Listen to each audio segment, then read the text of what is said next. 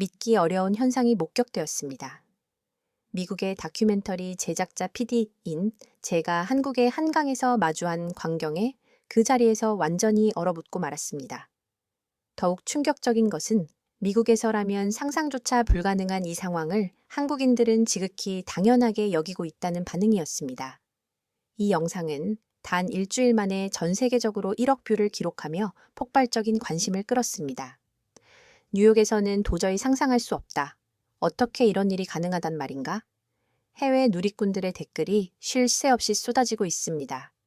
과연 미국인 PD가 서울 한강에서 깊은 충격에 빠진 근본적인 이유는 무엇이었을까요? 지금 그 전말을 공개합니다. 제가 처음 한강을 찾은 것은 2024년 9월 15일 늦은 밤이었습니다. 호텔에서 택시로 약 15분 정도 이동했을까요? 반포 한강공원에 도착했을 때 저는 제 눈을 의심할 수밖에 없었습니다. 밤 9시가 훨씬 넘은 시간임에도 불구하고 공원은 인파로 가득했습니다. 아니, 가득했다는 표현으로는 부족할 정도였습니다. 마치 대규모 야외 축제가 열린 듯 활기가 넘실거렸습니다. 가장 먼저 시선을 사로잡은 것은 돗자리를 깔고 앉아있는 가족 단위의 사람들이었습니다. 할머니부터 어린 손자까지 3대가 한데 모여 앉아 플라스틱 통에 담긴 김밥을 나누어 먹으며 즐겁게 웃고 있었습니다. 그때 갑자기 오토바이 소리가 들려왔고 초등학생 정도로 보이는 아이가 "아, 치킨 왔다" 라고 외치며 뛰어나갔습니다. 실제로 배달기사가 치킨을 들고 서 있었습니다. 강변 한복판에서 말입니다. 저는 카메라를 들고 조심스럽게 그들에게 다가갔습니다. "실례합니다. 여기서 음식을 주문해 먹을 수 있습니까?" 아버지로 보이는 남성은 환하게 웃으며 대답했습니다. "당연하죠.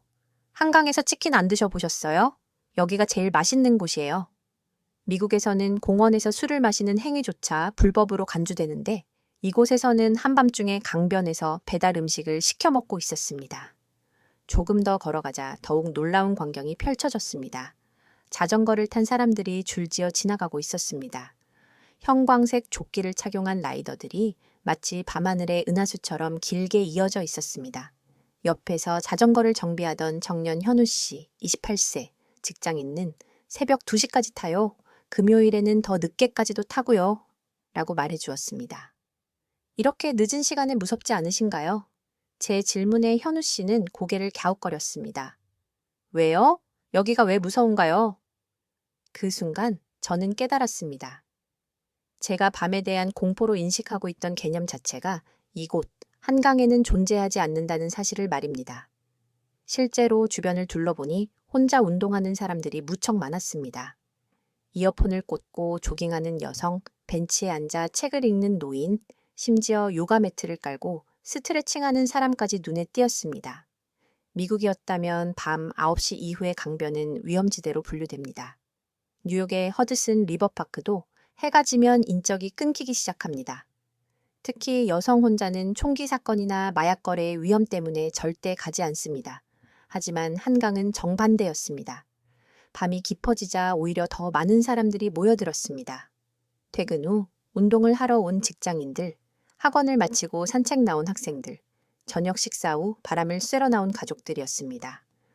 강변을 청소하던 김씨 아주머니는 "여기 화장실도 있고 편의점도 있어요. 뭐가 불편해요?" 라고 제게 되물었습니다. 화장실은 24시간 열려 있고 여자 화장실에는 비상벨도 있답니다. 그 말씀에 코끝이 찡했습니다. 비상벨이 있다는 사실에 특별함을 느낀다는 것 자체가, 미국에서는 밤에 공원 화장실을 이용한다는 행위 자체가 상상할 수 없는 일이었기 때문입니다. 그날 밤 저는 새벽 1시까지 한강을 걸었습니다. 카메라를 든 외국인 여성인 저를 신기하게 쳐다보는 사람은 있었지만 위협을 느낀 적은 단 한 번도 없었습니다. 돌아가는 택시 안에서 저는 기사님께 물었습니다. "한강이 원래 이렇게 안전한가요?" 60대로 보이는 기사님은 백미러로 저를 보며 웃었습니다. "안전하다기보다는 그냥 우리 동네예요. 동네가 무서우면 어떻게 살겠어요?" 그 말에 저는 할 말을 잃었습니다. 맞습니다. 저는 강이 동네가 될 수 있다는 생각을 단 한 번도 해본 적이 없었습니다. 하지만 다음 날 새벽 더 놀라운 광경이 펼쳐졌습니다. 다음 날 새벽 4시, 저는 일부러 알람을 맞춰두고 다시 한강으로 향했습니다. 미국의 도시 공원이 가장 위험해지는 시간대의 한강은 과연 어떤 모습일지 궁금했기 때문입니다. 택시에서 내리자마자 저는 또 한 번 충격을 받았습니다. 새벽인데도 불이 환하게 켜져 있었고 사람들이 꽤 많이 있었습니다. 가장 먼저 눈에 들어온 것은 러닝을 하는 사람들이었습니다. 경광조끼를 입은 남녀가 나란히 뛰고 있었고 자세히 보니 혼자 뛰는 사람들도 다수였습니다. 특히 여성 혼자 뛰는 모습은 저에게 재차 충격으로 다가왔습니다. 물을 마시며 쉬고 있던 35세 회계사 민서 씨는 매일 이 시간에 나와요. 출근 전에 1시간씩 뛰죠. 라고 말했습니다. 혼자 뛰는 것이 무섭지 않으세요? 제 질문에 민서 씨는 의아한 표정을 지었습니다. 왜요? 여기 CCTV도 있고 순찰도 돌고 그리고 다른 사람들도 많잖아요. 실제로 주변을 둘러보니 새벽 운동을 하는 사람들이 약 50m 간격으로 한 명씩은 보였습니다. 자전거를 타는 사람, 걷는 사람, 스트레칭하는 사람. 제가 미국에서는 새벽에 여성 혼자 공원에서 뛰는 것은 위험한 일이에요. 라고 설명하자 민서 씨는 눈을 동그랗게 떴습니다. 정말요? 그럼 언제 운동해요? 그 순간 저는 깨달았습니다. 안전이 개인에게 부여하는 자유가 얼마나 거대한 것인지를 말입니다. 조금 더 걸어가니 놀라운 장면을 목격했습니다. 중학생으로 보이는 아이들이 새벽 5시에 자전거를 타고 있었습니다. 교복을 입은 한 학생은 학교 가기 전에 운동하러 왔어요. 라고 씩씩하게 대답했습니다. 그의 이름은 수호 4세였습니다. 부모님이 걱정하지 않으세요? 라고 묻자 수호는 아빠도 같이 왔어요. 저기서 뛰고 계세요. 라며 손가락으로 가리켰습니다. 그가 가리킨 곳에는 운동복 차림의 중년 남성이 조깅을 하고 있었습니다. 미국에서는 많은 지역에서 부모들이 아이들의 안전을 극도로 걱정합니다. 학교 총기 사건, 길거리 위험 등 염려할 일이 많습니다. 그런데 여기서는 중학생이 새벽에 자전거를 타러 나오고 심지어 아빠와 따로 운동을 하고 있었습니다. 저 다리 위에 있는 것은 무엇입니까? 제가 한강대교를 가리키며 물었습니다. 다리 난간에 카메라 같은 것이 촘촘히 설치되어 있었기 때문입니다. 함께 걷던 대학생 지아 씨가 설명했습니다. 아, 그거요? 생명의 다리 프로젝트예요. 자살 방지용 CCTV와 센서들이죠. 그런데 요즘은 오히려 안전 귀가용으로 더 많이 쓰여요. 늦은 시간에 다리를 건너는 사람들을 지켜보고 위험 상황이 감지되면 순찰대가 즉시 출동한다는 설명이었습니다. 미국의 CCTV는 대개 사후 증거용입니다. 범죄가 발생한 뒤에 확인하는 용도죠. 하지만 여기서는 예방용으로 활용되고 있었습니다. 지아 씨는 작년에 제 친구가 밤늦게 다리를 건너다가 발목을 삐었는데 5분도 안 돼서 순찰대가 왔어요. CCTV로 보고 바로 출동한 거래요. 라며 놀라움을 감추지 못하는 저에게 설명했습니다. 뉴욕에서는 총기 사건을 걱정하지만 서울에서는 발목 삐는 것을 걱정하는 이 차이가 얼마나 큰지 아시나요? 새벽 6시가 되자 한강은 더욱 활기를 띠기 시작했습니다. 출근 전 운동을 하러 나온 직장인들이 하나둘 모여들었습니다. 자전거 헬멧을 벗으며 한 남성이 말했습니다. 여기서 샤워하고 바로 출근해요. 회사까지 자전거로 20분이거든요. 준영 씨 삼성전자 직원이었습니다. 샤워실도 있어요? 네, 무료예요. 탈의실이랑 다 있어요. 저는 믿을 수가 없었습니다. 공공 샤워실이 새벽부터 열려 있고 시민들이 그것을 안전하게 이용한다는 사실이요. 미국의 공원 화장실은 낮에도 마약 중독자나 노숙자들이 점거하고 있는 경우가 많아 들어가기를 꺼리게 됩니다. 밤에는 아예 문을 잠가버립니다. 그런데 여기서는 새벽에도 샤워를 하고 출근을 합니다. 한국이 원래 이렇게 안전한가요? 제가 준영 씨에게 묻자 그는 글쎄요. 특별히 안전하다고 생각해 본 적은 없는데 그냥 당연한 것 아닌가요? 라고 되물었습니다. 그 당연함이 저에게는 기적처럼 느껴졌습니다. 돌아가는 길에 저는 뉴욕에 계신 어머니께 영상통화를 걸었습니다. 새벽 한강의 모습을 보여드렸죠. 세상에, 새벽에 여자들이 혼자 뛰고 있어? 정말이야? 어머니의 놀란 목소리가 스피커를 통해 울려 퍼졌습니다. 엄마, 여기선 그게 일상이에요. 어머니는 늘 하시던 대로 조심해. 낯선 사람 따라가지 말고 음료수도 받아 먹지 마. 라고 걱정하셨습니다. 미국 어머니들이 늘 하는 걱정입니다.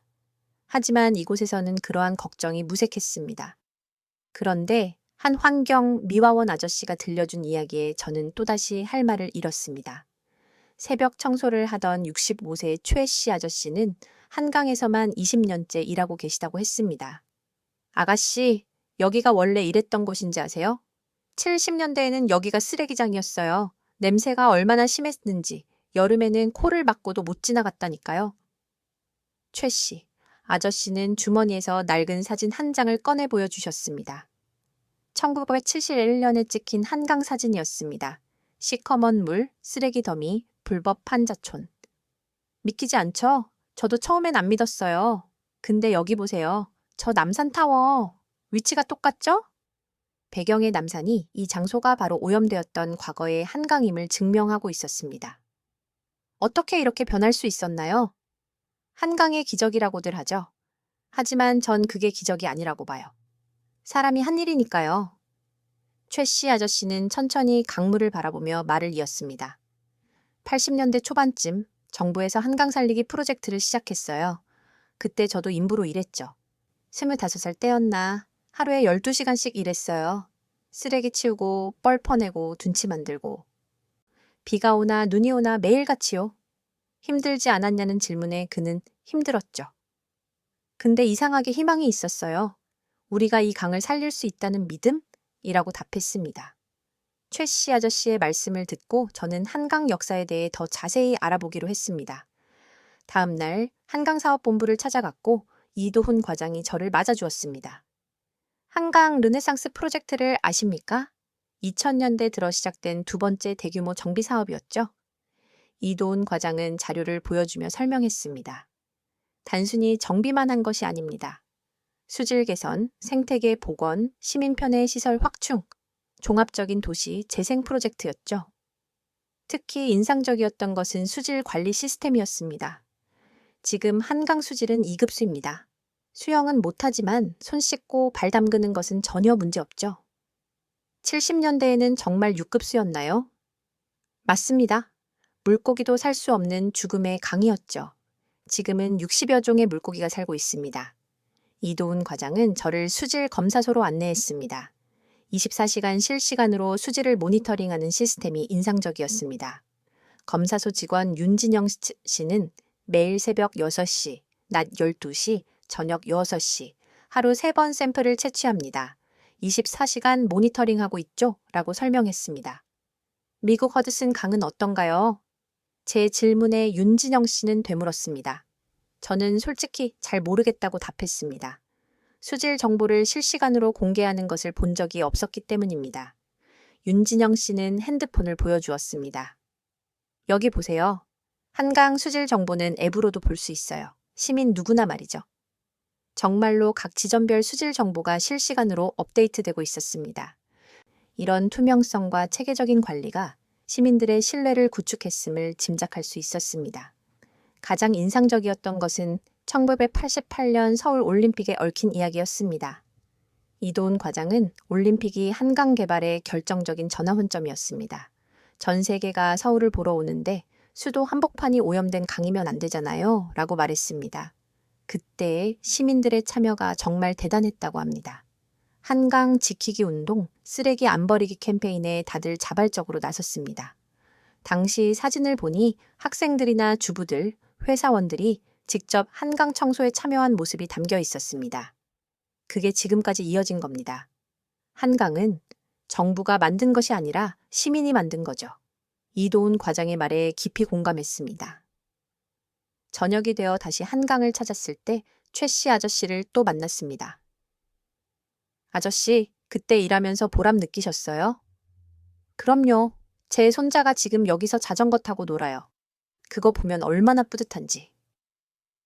아저씨는 멀리서 자전거를 타는 아이들을 바라보며 미소 지었습니다. 근데 아가씨, 이게 끝이 아니에요. 한강은 계속 변하고 있어요. 더 좋아지고 있죠. 어떻게요? 사람들이 아끼니까요. 내 것처럼 생각하니까. 그게 진짜 기적이죠. 그 말씀이 가슴에 깊이 남았습니다. 한강의 기적은 콘크리트와 첨단 기술이 아닌 사람들의 마음이 만들어낸 것이었습니다. 그러나 진짜 놀라운 것은 훌륭한 시설이 아니라 사람들의 성숙한 태도였습니다. 새벽 5시, 저는 일부러 한강의 새벽 풍경을 담기 위해 다시 나갔습니다. 그런데 놀라운 광경을 목격했습니다. 밤새 그 많은 사람들이 이용했음에도 불구하고 쓰레기가 거의 없었던 것입니다. 비결이 무엇인지 청소하던 미화원 김 씨, 아주머니께 물었습니다. 비결이 뭐가 있겠어요? 사람들이 안 버리니까 깨끗한 거죠. 너무나 단순한 대답이었지만 그 안에 깊은 의미가 있었습니다. 미국에서는 공원에 쓰레기통이 없으면 바닥에 그냥 버려요. 라는 제 말에 김 씨 아주머니는 놀란 표정을 지었습니다. 왜요? 자기가 만든 쓰레기는 자기가 치워야죠. 마침 근처에서 돗자리를 정리하던 가족을 보았습니다. 초등학생 남매가 쓰레기를 비닐봉지에 담고 있었습니다. 아빠가 아이들에게 다 됐니? 깨끗이 치우고 가야지. 라고 격려했습니다. 7살쯤 되어 보이는 아이가 아빠, 이거 집에 가져가서 버려요? 라고 묻자 아빠는 그럼! 우리가 먹고 만든 쓰레기니까 우리가 치워야지. 라고 답했습니다. 아이는 당연하다는 듯 고개를 끄덕였습니다. 저는 그 장면을 보며 많은 생각을 했으면 전달을 했습니다. 미국에서는 공공장소를 남의 것으로 생각하기 때문에 함부로 대하는 경향이 있습니다. 하지만 여기서는 우리의 것으로 여기는 듯 했습니다. 조금 더 걸어가다 흥미로운 장면을 보았습니다. 한 청년이 강아지와 산책 중이었는데 강아지가 배변을 하자마자 바로 비닐봉지로 처리했습니다. 제가 놀란 표정으로 보자 청년은 웃으며 말했습니다. 당연한 거 아닌가요? 아, 외국에서는 안 그러나요? 여기서는 안 치우면 벌금을 물어요. 근데 벌금 때문이 아니라 그냥 더러우니까 치우는 거죠. 26세의 그래픽 디자이너 서진 씨였습니다. 그는 거의 매일 한강에 온다고 했습니다. 한단데 스레 이셰타 했습니다. 퇴근하고 맥주 한 캔 들고 와서 멍 때리다 가죠. 혼자서도 오고 친구들과도 오는데 여기가 제일 편하다고 했습니다. 서진 씨가 앉은 벤치 옆에는 작은 스피커가 놓여 있었고 음악이 작게 흘러나오고 있었습니다. 소리가 너무 크지 않나요? 다른 사람들에게 방해될 것 같은데. 아, 이 정도는 괜찮아요. 옆 사람한테 안 들릴 정도로만 틀면 돼요. 불문율. 그 단어가 인상적이었습니다. 실제로 주변을 둘러보니 많은 사람들이 각자의 방식으로 한강을 즐기고 있었지만 서로를 방해하는 사람은 없었습니다. 큰 소리로 떠드는 사람도 음악을 크게 트는 사람도 없었습니다. 이게 어떻게 가능한가요? 저는 한강을 순찰하던 보안관 O 씨 40대 초반에게 물었습니다. 시민들이 스스로 지키죠? 여기서 크게 떠들면 주변 사람들이 먼저 눈치를 줘요. 굳이 저희가 나서야 할 필요가 없어요. O 씨는 10년째 한강 보안관으로 일하고 있다고 했습니다.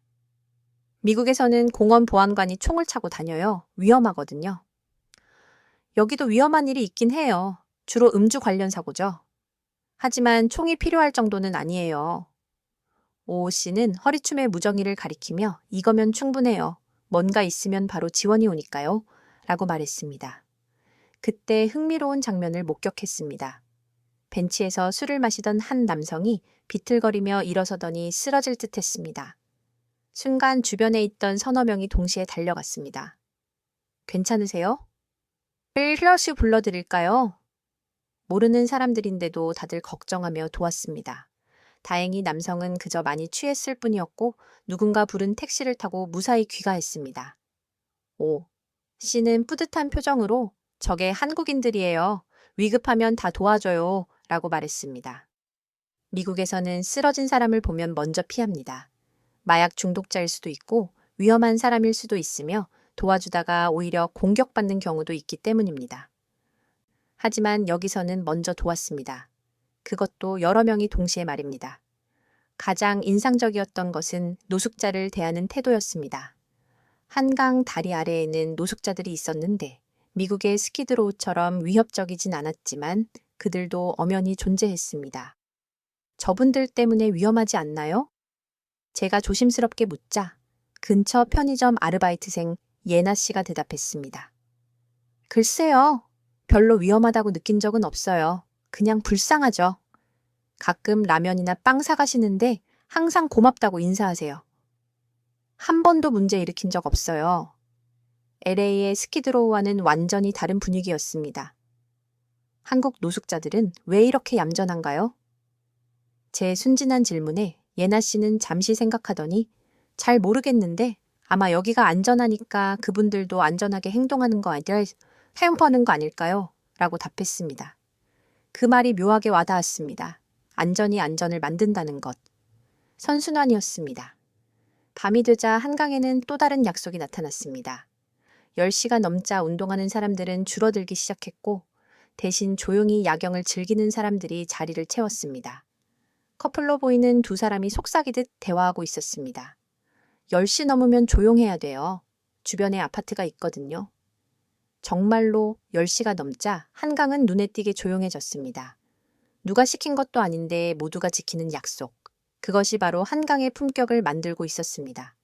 그리고 저는 한강이 품은 가장 특별한 순간들을 만나게 됩니다. 여기서 40년째 운동하고 있어요. 아침 6시 한강에서 만난 78세 홍덕수 할아버지의 첫마디였습니다. 비바람에 다른 운동복과 낡은 운동화 차림이었지만 걸음걸이는 청년 못지않게 활기찼습니다. 40년이요? 그럼 한강이 지금처럼 되기 전부터요? 맞아요. 80년대 초반부터 왔으니까. 그때는 여기가 맨 땅이었어요. 지금 이 잔디밭이 다 흙바닥이었죠. 할아버지는 매일 같은 코스, 반포에서 시작해 한남대교까지 왕복 10km를 걸으신다고 했습니다. 비가 오나 눈이 오나 매일 왔죠. 아프면 못 오고. 아, 아내 장례식 날은 못 왔네요. 할아버지의 눈가가 촉촉해졌습니다.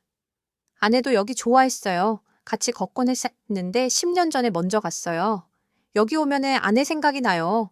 같이 걸었던 길이니까. 그리고 여기가 제 인생이에요. 40년을 걸은 할아버지는 한강의 변화를 모두 지켜본 산증인이었습니다. 처음엔 사람이 별로 없었어요. 새벽엔 저 혼자일 때도 많았죠. 지금은 보세요. 이 시간에도 이렇게 많잖아요. 주변에는 정말 운동하는 사람들로 가득했습니다. 가장 기억에 남는 순간이 있으신가요? 1988년 올림픽 때요. 한강에 처음으로 불꽃놀이를 했어요. 온 가족이 나와서 구경했죠. 아이들이 얼마나 좋아했는지. 이제 그 아이들이 자기 아이들을 데리고 온다고 했습니다. 내가 걸은 이 길을 누군가 또 걷는다는 게 그게 좋아요. 할아버지와 헤어지고 조금 걸어가니 벤치에 앉아 울고 있는 청년을 발견했습니다. 25세의 도윤 씨였습니다. 괜찮으세요? 조심스럽게 다가가 물었더니 도윤 씨는 눈물을 닦으며 쑥스럽게 웃었습니다. 아, 죄송해요. 실연당해서 여기가 여자친구랑 자주 오던 곳이거든요. 여기서 처음 만나 자전거를 타다가 부딪혔고 3년간 사귀었지만 어제 헤어졌다고는 했습니다. 그래도 여기 오니까 조금 위로가 돼요. 강물은 계속 흐르잖아요. 제 인생도 계속 흘러가겠죠. 25세 청년의 철학이 묘하게 가슴에 와 닿았습니다. 혼자 있고 싶냐는 질문에 그는 아니요. 사실 누군가 말 걸어줘서 고마워요. 외국분이신데 한국말 잘하시네요. 라고 답했습니다. 말없이 흐르는 강물이 때로는 가장 큰 위로가 되기도 합니다. 오후가 되어 다시 한강을 찾았을 때 유모차를 끌고 산책하는 젊은 엄마를 만났습니다. 32세의 소연 씨와 18개월 된 아들 우진이었습니다. 육아가 너무 힘들어서 우울증이 왔었어요. 집에만 있으니까 미칠 것 같더라고요. 소연 씨는 한강이 자신을 구했다고 했습니다.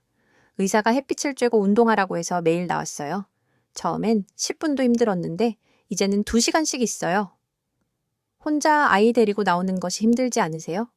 여기는 평지라 유모차 끌기 좋아요. 수유실도 있고 기저귀 갈 곳도 있고 무엇보다 답답하지 않아요.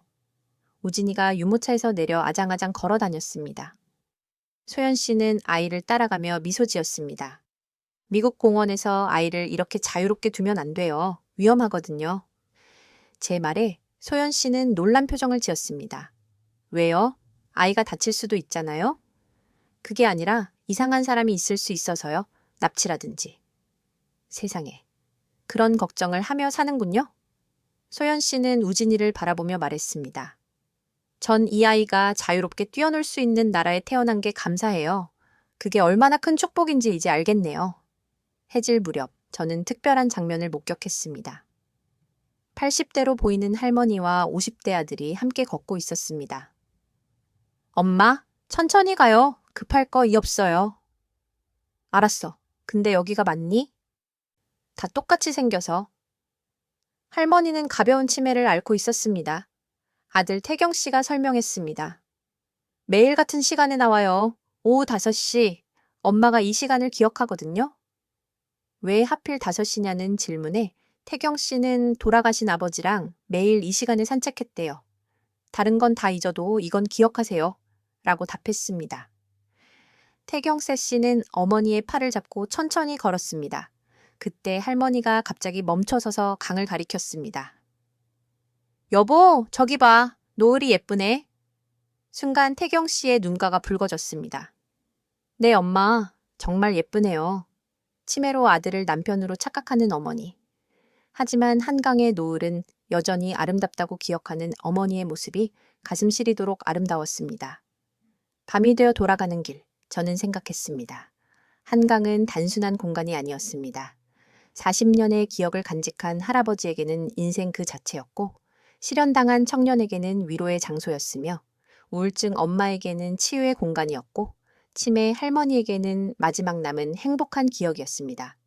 강은 흐르지만 사람들의 기억은 남습니다. 그 기억들이 모여 한강을 특별하게 만드는 것이 아닐까요? 미국에서는 공원에 아이를 혼자 보낼 수 없지만 여기서는 치매를 앓는 할머니도 안심하고 산책합니다. 그 차이가 만들어내는 삶의 질은 실로 어마어마합니다. 귀국을 하루 앞둔 날 서울에는 폭우가 쏟아졌습니다. 2024년 9월 18일 제가 서울을 떠나기 전날이었습니다. 아침부터 하늘이 잔뜩 찌푸려 있더니 오후가 되자 폭우가 쏟아지기 시작했습니다. 오늘은 한강에 아무도 없겠구나 라고 생각했습니다. 빗줄기가 어찌나 굵던지 앞이 제대로 보이지 않을 정도였습니다. 그런데 문득 궁금해졌습니다. 이런 날씨에 한강은 어떤 모습일까? 무엇보다 한국의 홍수 대비 시스템이 궁금했습니다. 뉴욕은 비만 많이 와도 지하철이 침수되고 난리가 나곤 합니다. 우비를 입고 한강으로 향했습니다. 그런데 놀랍게도 빗속에서 운동하는 사람들이 있었습니다. 비옷을 입고 뛰고 있던 45세 체육교사 정윤호 씨에게 물었습니다. 이런 날씨에도 나오세요? 비 맞으며 뛰는 게 또 다른 맛이 있어요. 시원하고 좋죠? 미끄럽지 않아요? 여기 바닥이 특수 재질이라 미끄럽지 않아요. 빗물도 바로바로 빠지고요. 실제로 자세히 보니 바닥에 물이 고이지 않고 작은 구멍들로 빗물이 빠져나가고 있었습니다. 조금 더 걸어가니 한강 수위를 확인하는 직원들이 있었습니다. 한강 홍수통제소 김성민 주임은 지금 수위가 평소보다 1mm 정도 높아졌어요. 하지만 전혀 위험하지 않아요. 8m까지는 안전합니다. 라고 설명했습니다. 어떻게 그렇게 정확히 아세요? 24시간 모니터링 시스템이 있어요. 상류댐에서부터 하류까지 전부 체크하죠. 팔당댐에서 방류량을 조절하고 각 지점마다 수문이 있어서 자동으로 조절돼요. 첨단 시스템이죠. 70년대엔 홍수가 심했지만 그때의 교훈을 얻어 지금의 시스템을 만든 것이라고 했습니다. 이제 서울에서 홍수로 인한 인명피해는 거의 없습니다. 빗속에서도 한강은 평온했습니다. 물은 불었지만 위협적이지 않았고 오히려 장관이었습니다. 그때 비를 맞으며 자전거를 타는 동호회가 지나갔습니다. 선두에 있던 50대 남성이 비 오는 날 라이딩이 최고예요 라고 소리쳤습니다. 모두들 즐거워 보였습니다. 미국이면 이런 날씨에 밖에 나가지 말라고 경보를 내려요 라고 제가 중얼거리자 옆에 있던 대학생이 웃었습니다. 왜요? 비 맞으면 녹아요. 이 23세 미대생 나영이었습니다. 그녀는 비를 맞으며 한강을 스케치하고 있었죠. 비 오는 한강이 제일 예뻐요. 물안개도 피고 색감도 달라지고요. 그녀는 젖은 스케치북을 보여주었는데 비에 번진 수채화가 오히려 몽환적이었습니다. 이것도 작품의 일부예요. 자연이 그려주는 거죠. 그 여유로움이 부러웠습니다. 미국에서 비는 피해야 할 것, 위험한 것으로 여기는데 여기서는 함께 즐기는 대상이었습니다. 2시간쯤 지나자 비가 그치기 시작했고 놀랍게도 30분도 안 돼서 한강이 정상으로 돌아왔습니다. 물은 빠르게 빠졌고 바닥은 금세 말랐습니다. 공원관리소 직원은 이 정도 비는 일상이에요. 시스템이 잘 되어 있어서 금방 정리돼요 라고 자랑스럽게 말했습니다. 해가 지면서 구름 사이로 빛이 새어나왔고 한강 위에 거대한 무지개가 떴습니다. 환호성이 들리고 사람들이 하나둘 나오기 시작했습니다. 비가 그친 지 1시간도 안 되었는데 한강은 다시 사람들로 가득 찼습니다. 아까 만났던 체육교사 정윤호 씨는 비 온 다음 한강이 제일 좋아요. 공기도 깨끗하고 선선하고 라며 다시 뛰기 시작했습니다. 저는 무지개를 배경으로 마지막 촬영을 했습니다. 비에 씻긴 서울은 더욱 아름다웠고 한강은 여전히 평온하게 흐르고 있었습니다. 그때 한 가지를 깨달았습니다. 한강의 진짜 매력은 화려함이 아니라 일상성에 있다는 것을요. 비가 와도 폭염이 와도 혹한이 와도 한강은 늘 그 자리에 있고 사람들은 늘 그곳을 찾는다는 것을요. 뉴욕의 센트럴파크가 특별한 날에 가는 곳이라면 한강은 매일 가는 곳입니다. 그것이 가장 큰 차이였습니다. 호텔로 돌아가는 택시를 탔습니다. 한강대교를 건너는데 기사님이 말을 걸었습니다. 한강 취재 다 하셨어요? 내일 미국으로 돌아가요. 아쉽겠네요. 한강은 사계절이 다 달라요. 봄엔 벚꽃, 여름엔 수영장, 가을엔 억새, 겨울엔 눈썰매장. 기사님은 한강 자랑을 늘어놓았습니다. 그런데 그 자랑이 특별한 것이 아니라 지극히 일상적인 것들이었습니다. 한강이 서울에서 제일 좋은 곳인가요? 글쎄요. 제일 좋은 곳이라기보다는 제일 편한 곳이죠. 돈 안 들고 마음 편하고 안전하고. 제일 편한 곳, 그 표현이 마음에 남았습니다. 공항으로 향하는 택시 안에서 50대 후반의 기사님이 물었습니다. 한강 어떠셨어요? 정말 놀라웠어요. 특히 안전한 것이 인상적이었고요. 안전하다고요? 그게 특별한가요? 한국인들에게는 너무나 당연한 일이 저에게는 특별했기에 기사님의 반응이 흥미로웠습니다. 미국에선 밤에 공원에 가면 위험해요. 특히 여자 혼자는 절대 안 돼요. 아이고, 그럼 언제 운동해요? 직장인들은 밤에나 시간 나는데. 기사님의 진심 어린 걱정에 왠지 웃음이 나왔습니다. 그래서 헬스장에 가죠. 돈 내고요. 돈 내고 운동하는 것보다 이 한강이 낫죠. 공짜인데다 경치도 좋고. 아침 햇살에 반짝이는 강물을 마지막으로 내려다보았습니다.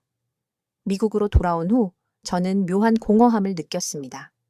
뉴욕의 일상으로 돌아왔지만 뭔가 소중한 것을 잃어버린 기분이었습니다.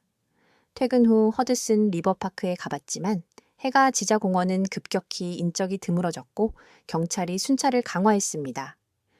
일몰 후엔 공원에 머물지 마세요. 경찰관이 저에게 경고했습니다. 한강에서는 새벽 2시까지 자전거를 탔는데 말입니다. 일주일 후 충격적인 뉴스를 접했습니다.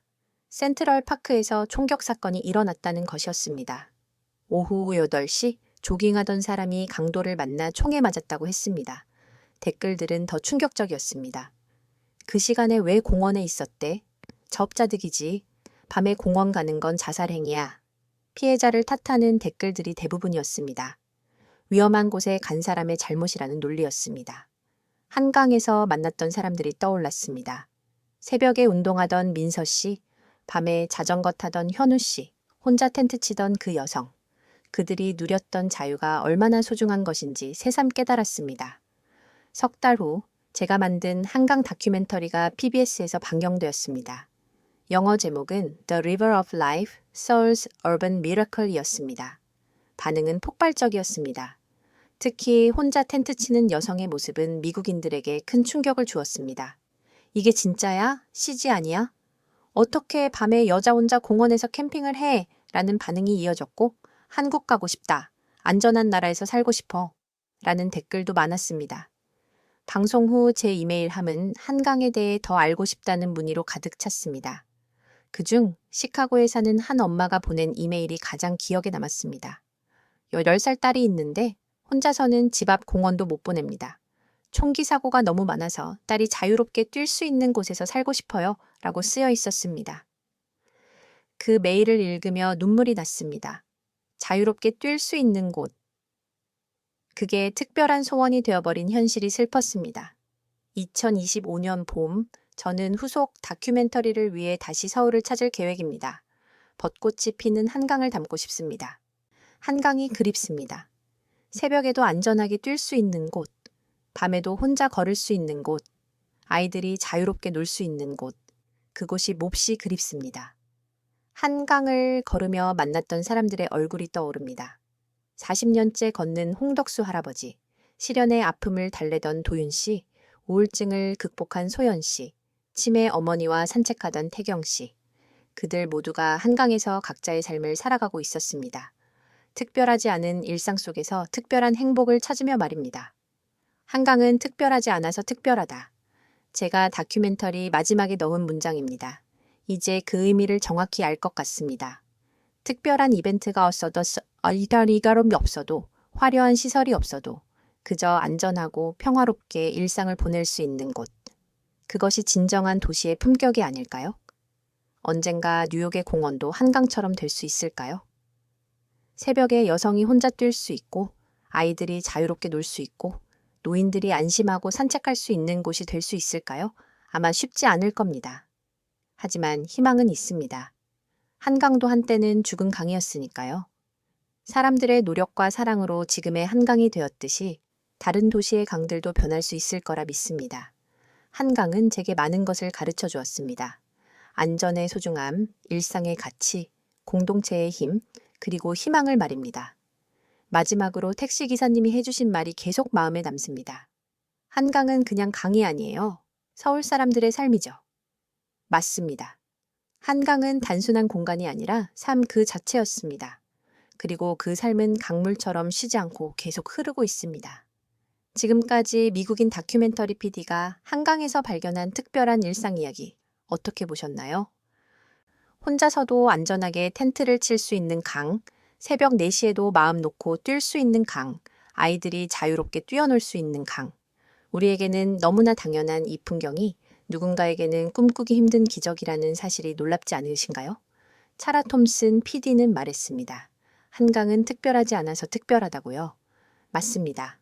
한강의 진짜 가치는 화려한 시설이나 아름다운 경치가 아니라 누구나 안전하게 즐길 수 있는 일상의 공간이라는 점에 있습니다. 밤에도 두려움 없이 걸을 수 있는 자유. 성별과 나이에 관계없이 누구나 평등하게 누릴 수 있는 공간. 그것이 만들어내는 삶의 질은 그 어떤 경제 지표로도 측정할 수 없습니다. 우리가 당연하게 여기는 이 안전하고 평화로운 일상이 사실은 엄청난 축복이라는 것을 잊지 말아야겠습니다.